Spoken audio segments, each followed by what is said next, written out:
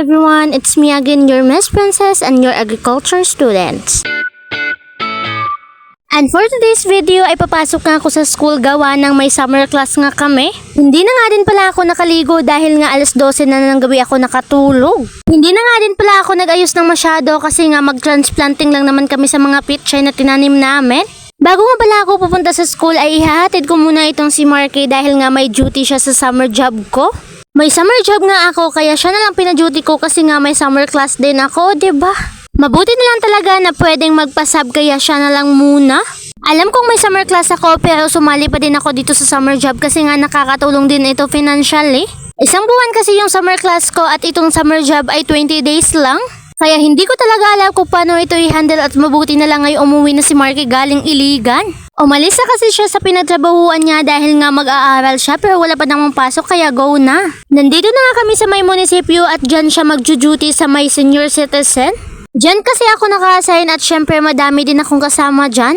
Ayan nga at pagkatapos ko siyang ihatid ay pupunta na din ako kaagad sa school dahil nga may klase pa ako. At susunduin ko na lang siya mamayang hapon alas 5. And after a minute ay nandito na nga ako sa school at unti pa lang kami dito. At hindi pa din dumating yung isa kong beshi. Ang akala ko nga ay mag-transplanting agad kami pero hindi pa pala mamaya pa palang hapon. Mag-reporting daw muna kasi bago mag-transplanting. Ayan nga, tamang hintay-hintay lang kami sa mga classmates namin kasi nga hindi pa sila dumating. At wala pa din naman yung instructor namin dito.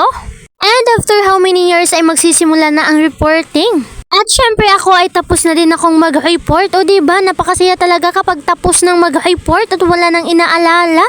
At yung topic pala ng mga reporter ay budding at yung iba namang kagrupo ay grafting, seed germination, plant propagation, mga ganon. Habang may reporting dyan ay tingnan nyo nga naman itong katabi ko. Ito pala ang best friend ko so ayan latecomers yan be, late na late palaging late. Hindi ko nga alam kung anong nakain nito at nagbangs pa talaga.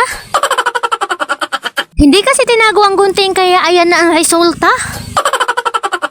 Classmate na nga ulit kami ngayon dahil nga lumipat ako sa section B. Kasi section A ako dati kaya ngayon lumipat na ako sa section B. O diba ang swerte mo naman? At ayan na nga yan dito na nga kami sa taas dahil nga dito kami magtatanim ng mga pichay. Nag-transplant nga pala kami kahapon pero hindi natapos dahil nga umulan. Kaya ngayon namin itong tatapusin para hindi na din kami pupunta dito mamayang hapon. At sa mga freshmen na gusto mag-agriculture ay for the go na. Kasi nga napakadali lang naman magtanim, di ba? At nabutan nga namin sila kuya dito, tinignan nila kung ano yung mga pananim namin. Ayan nga at malapit na namang umulan, agoy. Anyway guys, ito nga pala ang tinanim namin pichay at wala pa po yung 10 days. Dapat kasi mag 10 days muna bago siya i-transplant yung iba nagtatanim na kaya ayan nagtatanim na din kami. Gaya-gaya kami at ayaw naming magpapahuli.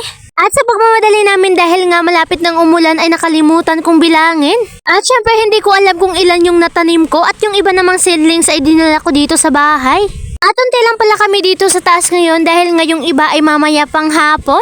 Madami pa nga kaming seedlings dito kaya ayan dinala ko na ito sa bahay kasi sayang naman.